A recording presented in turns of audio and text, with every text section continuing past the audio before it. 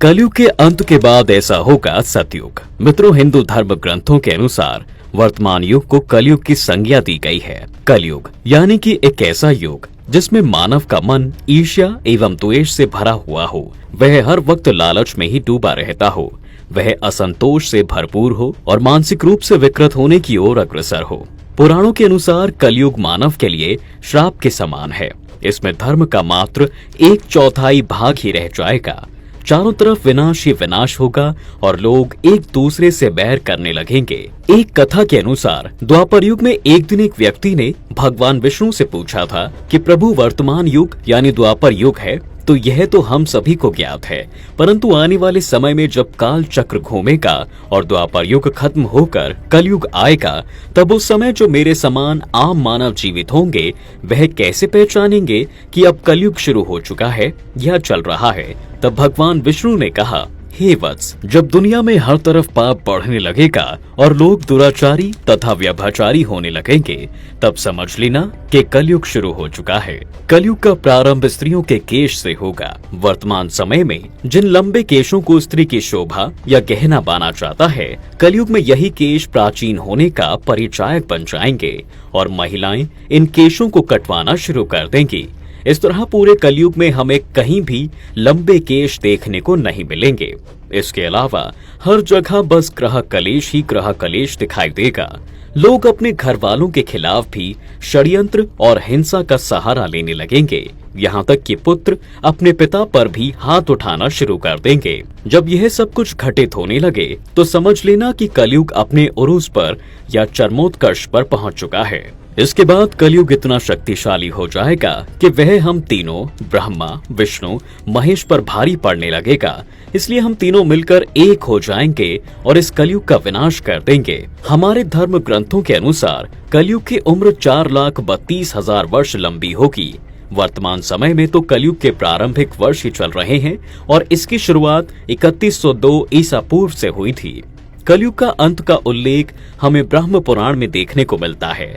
ब्रह्म पुराण के अनुसार जब कलयुग का अंत नजदीक होगा तब लोगों की अधिकतम उम्र मात्र 12 वर्ष की ही रह जाएगी और लोग द्वेष एवं दुर्भावना से भरपूर हो जाएंगे। कालांतर में कलयुग की बढ़ती उम्र के साथ नदियों का जल सूखता चला जाएगा। बेईमान और ठगों की संख्या में लगातार वृद्धि होती जाएगी। मनुष्य इतना लालची होता चला जाएगा कि वह धन के चक्कर में किसी की हत्या करने में भी जरा सा संकोच नहीं करेगा।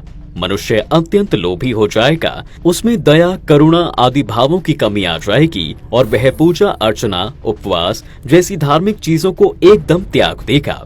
महिलाओं के प्रति दुर्व्यवहार और अपराध में वृद्धि होगी तथा उनके खुद घरवाले तक उनका शोषण करने लगेंगे। शादी जैसा पवित्र रिश्ता भी एक खेल बनकर रह जाएगा। पति एवं पत्नी दोनों ही व्यभिचारी हो जाएंगे। सारे रिश्ते नाते खत्म होने लगेंगे। गायों के थनों में दूध बिल्कुल सूख जाएगा। इस तरह सारी मानवता नष्ट होने लगेगी और हर तरफ बस आतंक ही आतंक होगा। तब भगवान विष्णु कल की अवतार धारण करेंगे और सभी अधर्मियों का नाश कर मानवता का विनाश होने से बचाएंगे। मित्रों, शिव पुराण के माध्यम से हमें कलयुग के बारे में जानकारी मिलती है। शिव पुराण के अनुसार घोर कलयुग पर मनुष्य पूरी तरह से पापी हो जाएगा। वह सत्य के पथ से विमुख हो जाएगा और असत्य का दामन थाम लेगा। मनुष्य ही मनुष्य से ईर्ष्या करने लगेगा और दूसरों के धन को हड़पने लगेगा। पुरुष अपनी पत्नी को छोड़कर पराई स्त्रियों पर नजर डालने लगेंगे। शारीरिक सुख को ही मानव परम सुख समझने की भूल करने लगेगा और उसकी आत्मा पूरी तरह मर जाएगी। इस समय में मानव घोर नास्तिक हो जाएगा और पशुओं की तरह व्यवहार करने लगेगा। वर्ण व्यवस्था नष्ट होने लगेगी। सभी वर्ण अपना अपना धर्म भूलने लगेंगे। ब्राह्मण शिक्षा को बेचने लगेंगे। वे केवल धन कमाने के लिए ही अध्ययन अध्यापन का कार्य करने लगेंगे और शिक्षा के नाम पर लोगों को ठगना शुरू कर देंगे। क्षत्रिय भी अपने कर्तव्य पथ से विमुख हो जाएंगे और अपने बाहुबल का इस्तेमाल चोरी, डकैती, लोगों को लूटने तथा अपराध करने में करेंगे। वैश्य भी पूरी तरह से भ्रष्ट हो जाएंगे। वह नाप तोल में गड़बड़ी करके, झूठ बोलकर, ग्राहकों को ठग कर, गरीबों से उल्टे सीधे दाम वसूल कर इत्यादि गलत तरीकों से धन कमाएंगे और अपने आप को कुलीन दिखाने का झूठा नाटक करेंगे। पत्नियां अपने पति से गलत तरीके से व्यवहार करना शुरू कर देंगी। वह अपने सास ससुर का बिल्कुल भी आदर नहीं करेगी, वह किसी की भी बात नहीं मानेगी, वह अपना मातृ धर्म त्याग देंगी और व्यभिचारिणी हो जाएंगी। शिव पुराण में वर्णित यह सभी बातें आज हमें कहीं न कहीं अपने चारों ओर घटती हुई दिखाई देती हैं, जबकि कलयुग के अभी मात्र 5000 साल ही पूरे हुए हैं तथा इसे समाप्त होने में अभी लाखों वर्ष बाकी हैं। जब वर्तमान में स्थिति इतनी भयावह है, तो जब कलयुग अपने चरम पर होगा तो क्या ही हाल होगा। कलयुग का अंतिम समय। मित्रों, भगवान श्री कृष्ण ने श्रीमद् भागवत में कहा है कि कलयुग के अंतिम समय में बड़े बड़े युद्ध होंगे, पृथ्वी का तापमान अत्यधिक बढ़ जाएगा, हर तरफ लूटपाट होने लगेगी, चोरों के घर में चोरी होने लगेगी, हत्यारों की भी हत्या होने लगेगी, अपराधी ही अपराधी को मारने लगेंगे। इस तरह आपस में ही लड़ झगड़ कर सारे पापी नष्ट हो जाएंगे और आम जनता को इन दुराचारियों से मुक्ति मिल जाएगी।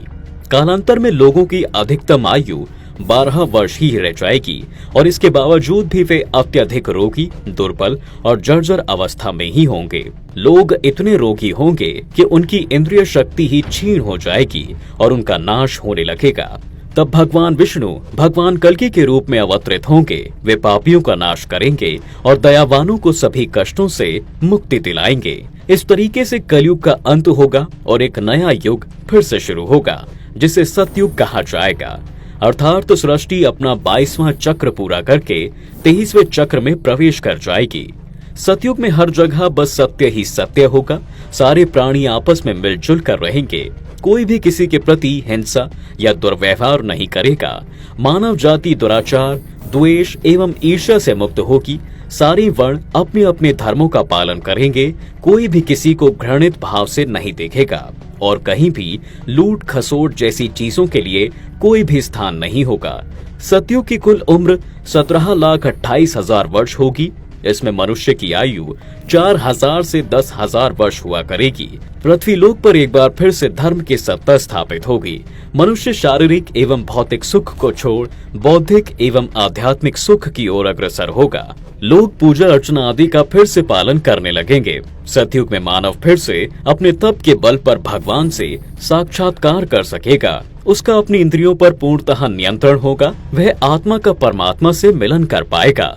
इस तरह सतयुग मानव जाति के लिए एक स्वर्ण युग साबित होगा।